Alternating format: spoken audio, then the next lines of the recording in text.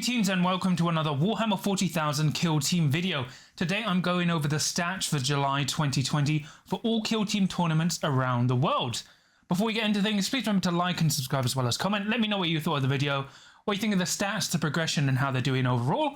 And if you want, I've got a Discord you can check down in the episode description below, as well as a Patreon if you want to give me some more support. But yeah, I'm going over all the tournament stats from around the world for July 2020 for Kill Team. It is a bit late. It's like mid-August now, but I am behind with a lot of stuff, so please forgive me. I had to do a lot of reviews. But yeah, we're going over all the stats again. The only changes this time is we're now including all events, as long as they're not tabletop simulator events. So before we weren't including events that were were less than 8 players. Now we are, to try and mimic what GW are getting with their results. So we think GW are including all results. So we might as well to see if we're actually correct, because in the next balanced Dataslate article, if they post stats again and we have exactly the same, then we know what the difference was. But as before, all the usual caveats come down with the stats. And well, yeah, let's just get straight into it and see how the stats have shaped up for July, which is the first month using the new balanced Dataslate. So we should see some big changes, hopefully. And as always, all thanks goes to Hot Sauce Teddy, who's been collating and designing everything. Special thanks to him for putting up with me and my delays. But yeah, all the stats thanks to him. I am just the humble interpreter and presenter of these stats. So if you see him, remember to say thanks. So for the July metadata, as you can see, we've got the breakdown of countries again. So Spain, USA, England, Poland, Argentina, Italy, and Latvia. I know there are Russian events, but it seems to be not showing up on the app for us, so we are trying to sort it out. So apologies, players in Russia. But as you can see, we've still got a decent breakdown of events. The most are in Spain. Then it's America rising up as well, and only 2 this time for England, which is up from 1. But still really good, especially for the American scene. They've actually grown a lot, whereas the UK scene, we're having a lot of good attendance at our events, but we're not having many events, if that makes sense. And then obviously we've got some good shout-outs from Poland, Argentina, Italy, and Latvia. So for the overall breakdown, Harlequins of Void Dancer Troop are at the top. They have a 55% win rate. They have won 7 events and gone undefeated 10 times at tournaments. Although this time their meta representation has dropped from 9% to 7.8%, so they are becoming less popular. Legionary have dropped to 53% because they were 57 or 58 in June. They have won 7 events and gone undefeated 10 times, and they now have the most representation at 12%.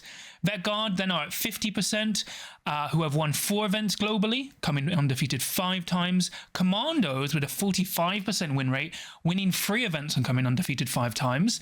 Then you have Pathfinders, so they have a 52% win rate. They have won 3 events and gone undefeated 4 times and have a meta representation of 9%. So in that top 5, they're the second most popular faction in the game. Then you have the Phobos Strike Team. So they have a 36% win rate. They have won 3 events and gone undefeated 3 times, but they have a 9.2 meta representation, which is the second highest in the game. So they're doing horribly. They have won events, but the disparity between their win rate and winning events is not good. Then you have the Blooded Guardsmen of a 50%, won 1 event, undefeated once, with a 1.5% meta representation. So it's not really reliable, because the problem is, yeah, they've won an event, but hardly anyone's playing them. So that's a bit of a downside. Then you got Craftworlds with 70%. Yeah, they've got 0.5%. It's from 1 event, so it's not really reliable as well. You have Corsairs, 51%, 1 event win, 4.8% representation. So they're kind of in the same boat. Then the biggest one is Hunterclade. They've gone up to a 53% win rate from 45. They have 1 event win with 3 undefeateds, but with a meta representation of 6%. So they actually have gone up a bit, but aren't rocking the world as a lot of people feared. And then notable ones are Wormblade with 52% win rate, winning 1 event, going undefeated 4 times, and then Warp Coven, 40% win rate, but they have also won an event with a 3.7% meta representation. Down at the bottom, we have Orcs and then Talons of the Emperor. So, you know, well, technically it's Drukhari and Ecclesiarchy, but it doesn't really matter. That's how it's looking out for events 1 and win rates overall for July. So as you can see from the win rate month by month, Harlequins have gone from 69% leveled out to 55, so they're still doing really well. Seems like they haven't been impacted at all too much by the balanced Dataslate changes. Novitiates are still really steady as well, 55%. Then you have Legionary, who have gone up and then down again with the grenade change, so it seems like they've been hurt by it quite badly. Well, not badly, but they've still felt quite an effect from it. Pathfinders have been pretty static, so, you know, they're just still solid. Craft Worlds, yeah, you know, they've gone 41, 50, 59, 70%. But as I said, they won a six-player person event, and normally we wouldn't have included that. So that's why it looks so high, but it's not really reliable. You can't trust any result from one event because it's not, you don't get a good average from that. Wormblade have actually picked up and are holding their ground where they are.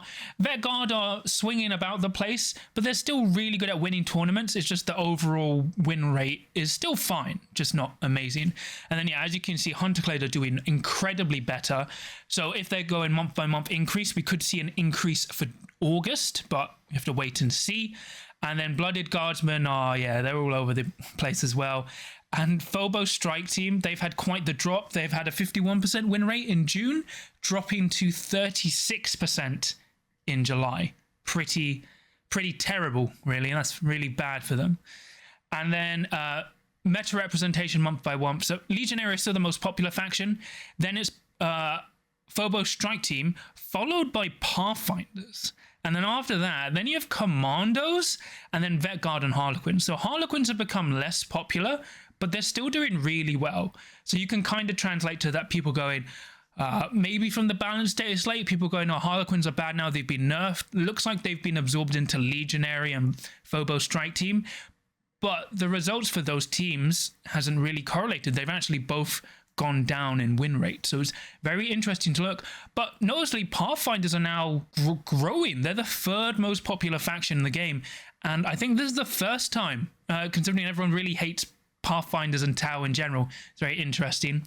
And then if we look at undefeated month by month, so Harlequins still rocking out, you know, 16 undefeated in April, then 5 in May, 6 in June, and 10 in July.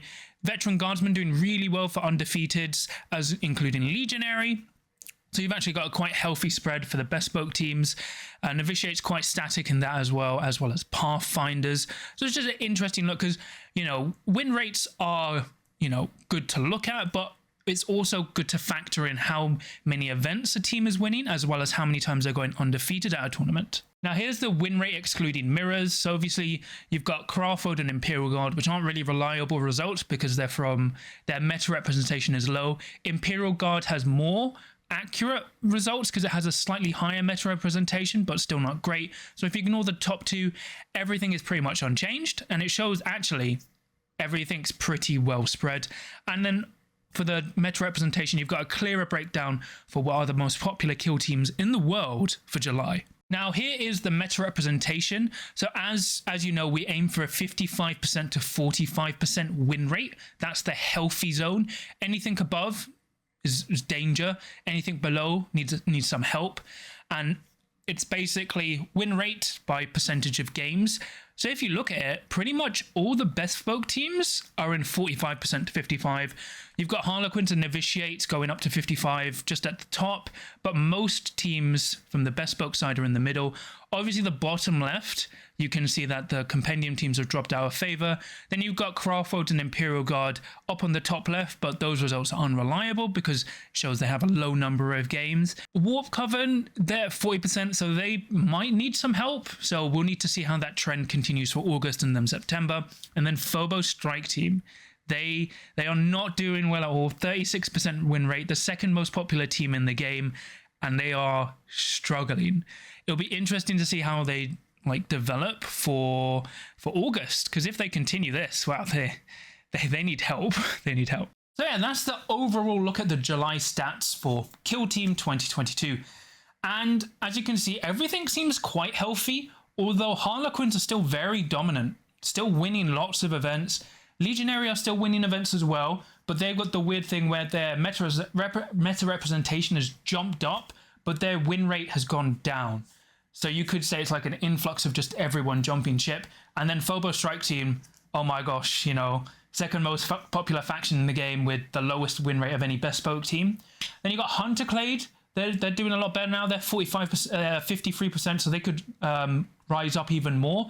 Very interested to see how they do. One interesting fact we didn't include on the stat sheet was that compendium teams overall worldwide have like a net usage of about 20% now, I believe.